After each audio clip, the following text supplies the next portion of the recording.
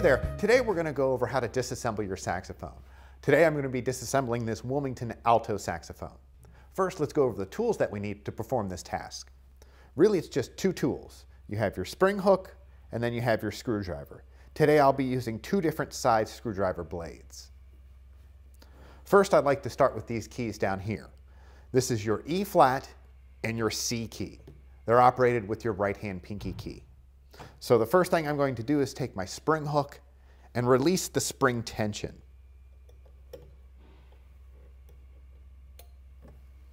You can see now with the spring unhooked, the key just kind of flops around. Now I can take my screwdriver and locate the screw head. Most of the times it'll be on the bottom.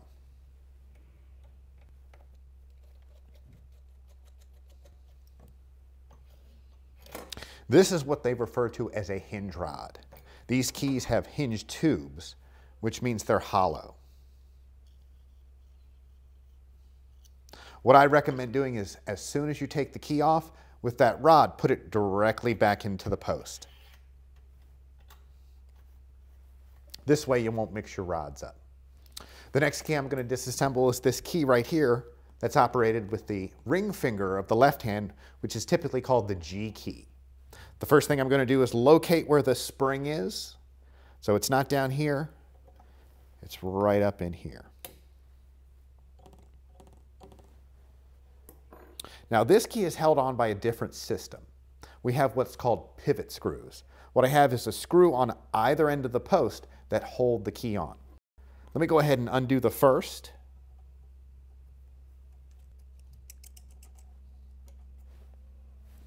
And I'll undo the bottom one as well.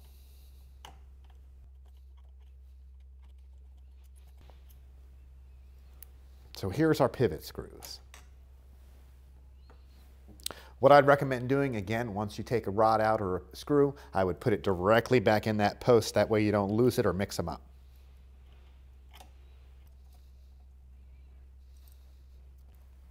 Next, I'm going to remove this key right here, which is also attached by a pivot screw system. I'm going to find where the spring is located. And for this key, it is your high F sharp key. And the spring is actually right back in here.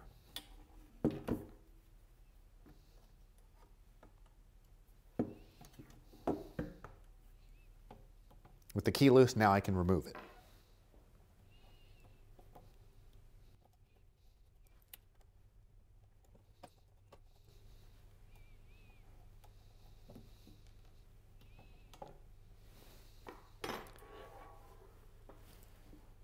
And again, I'm going to screw those pivot screws directly back in the post.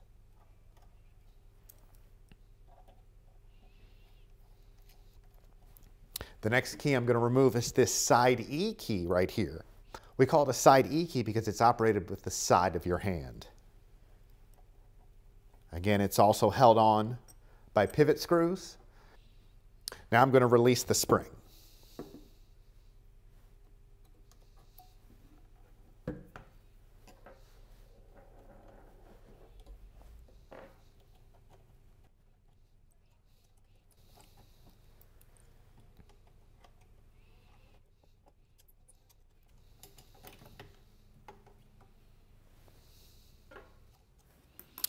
Now we can clearly see what's typically called the top stack.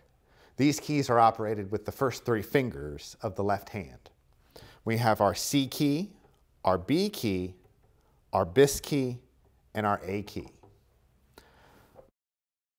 First, I'm going to unhook the springs.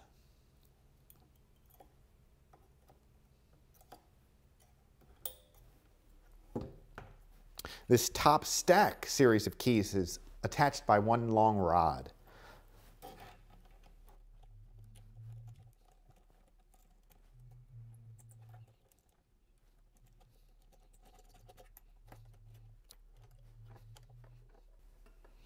And again, once you remove a rod, I would just go ahead and put it right back in the post. That way you don't lose it.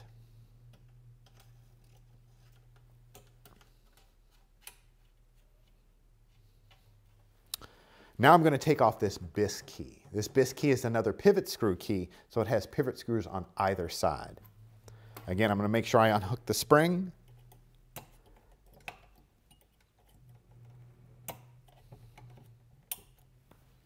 Now I can remove the key.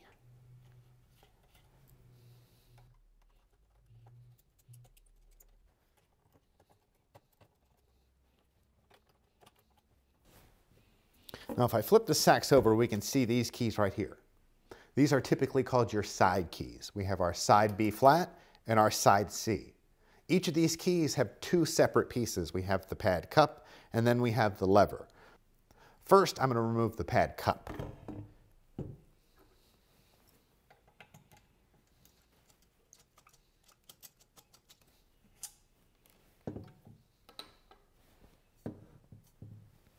As you can see, this is held on by a rod.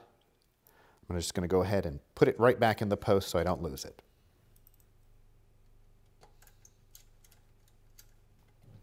Now I'm going to remove my side B flat pad cup.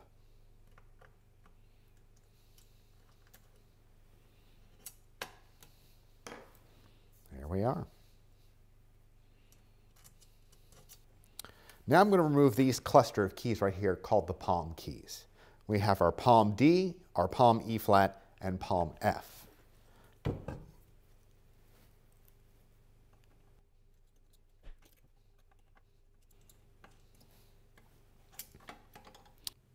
These keys are operated with a flat spring. This is what keeps the key closed.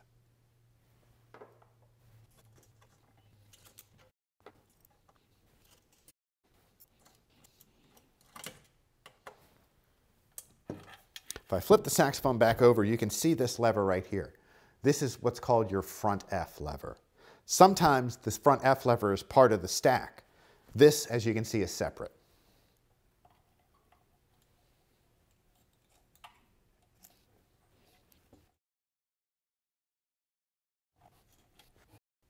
Now I'm going to take off what's called the left-hand table.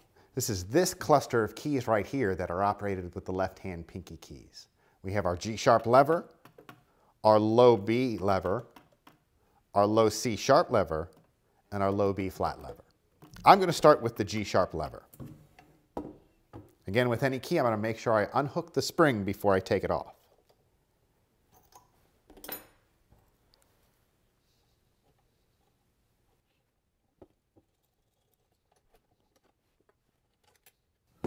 Now that we've removed our G-sharp lever, I can work on removing the low B and low B flat pads. The first thing I'm going to do is unhook the spring.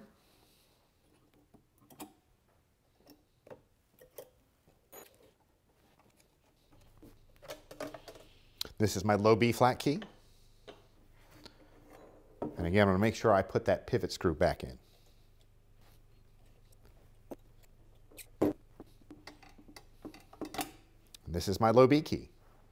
This low C sharp is actually made up of two keys. We have the lever itself, and then we have the pad cup. I'm going to remove the lever first.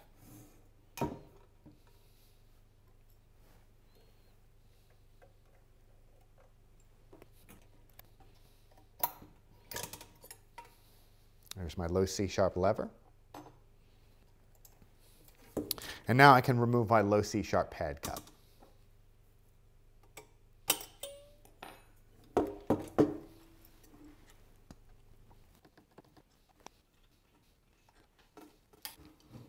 I'm going to continue to remove a lot of my side levers. I have my side C lever, my side B flat lever, there's my high F sharp lever, and then this key right here is my alternate F sharp.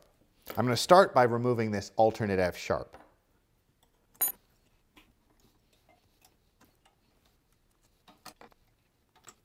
Now with my alternate F sharp key removed, I can remove my high F sharp lever.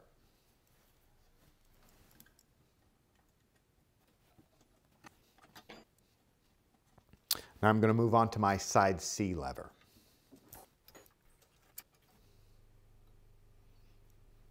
Sometimes it's possible to remove the key by just removing one pivot screw.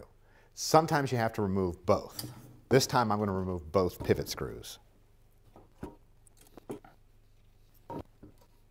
And now I'm going to remove my side B flat lever.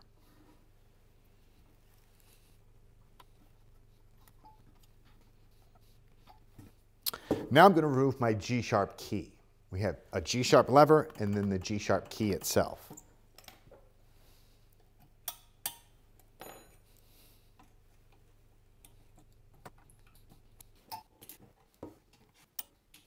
What we have left is called the bottom stack. It's operated with the first 3 fingers of the right hand. We have our F sharp, our F, our E, and our D keys. Before I remove these, I'm going to make sure I again remove the spring tension.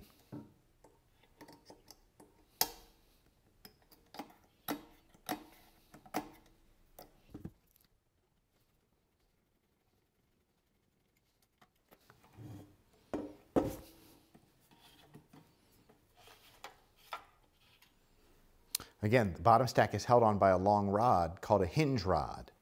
There's my D key. There's my E key.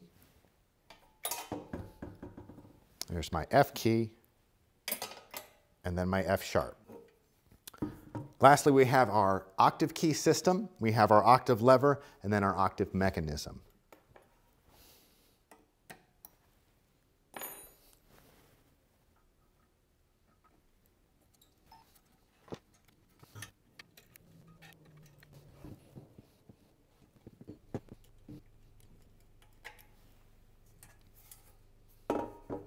And there you have it, a complete disassemble of a Wilmington alto saxophone.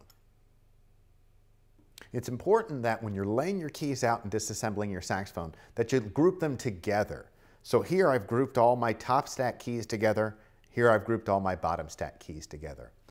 I also recommend taking some pictures before you completely disassemble an instrument. That way you know how things go back together again.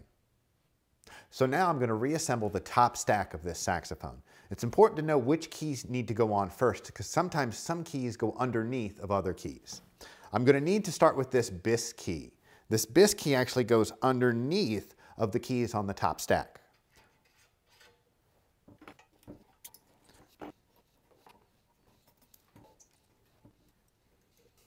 Now that I've got my Bis reattached, I can go ahead and put on the other keys of my top stack. I have my C key, my B key, and my A key. I'm going to start by putting on my C key.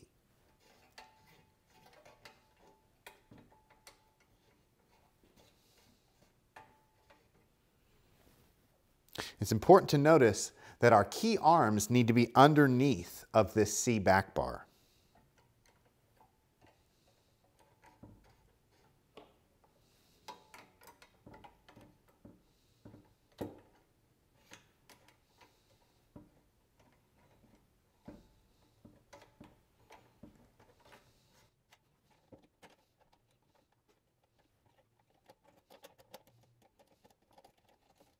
Now that I have the hinge rod screwed back in and the keys are reattached, I can go ahead and put the springs back in the spring catches.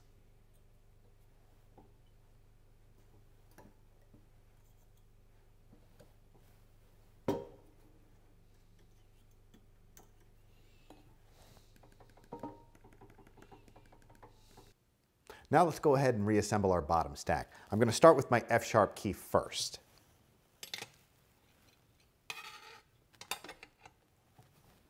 Once I get the first key into position, I like to insert my rod. That way it keeps the key in place.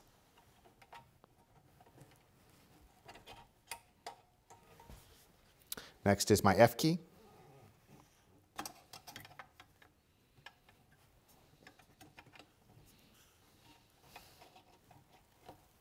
Then my E key.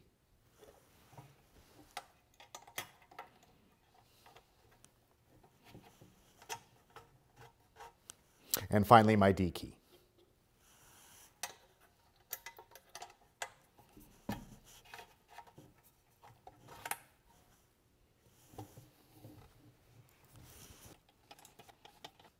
Now that I've tightened down my hinge rod, I can go ahead and replace the springs in their spring catches.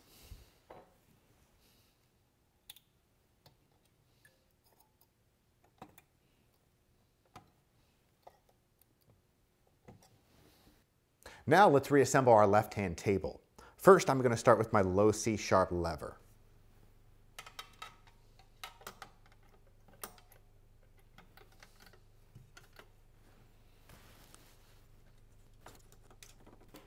Now I can reattach my low C sharp pad cup.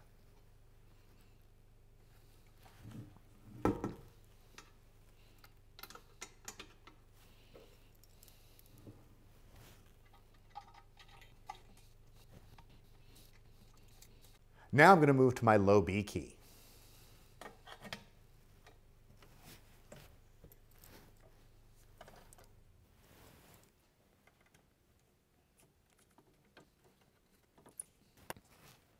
Now I'm going to do my low B flat key. If you'll notice, this key right here must be attached to your low C sharp key. So make sure that you get that over top when you're reassembling.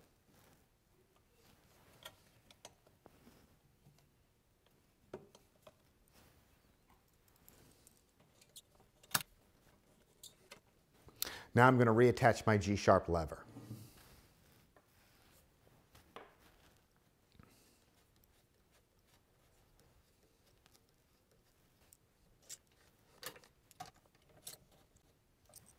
And there we are, our reassembled left-hand table. Hopefully this helped alleviate any mysteries when it comes to taking apart your saxophone. It's quite an easy process as long as you have the right tools and the right know-how. Go step by step, make sure you take your time. One big tip for you would be to make sure that when you remove a pivot screw or a hinge rod, once you've removed the key, to replace it back in the post it came from. Hopefully this helps.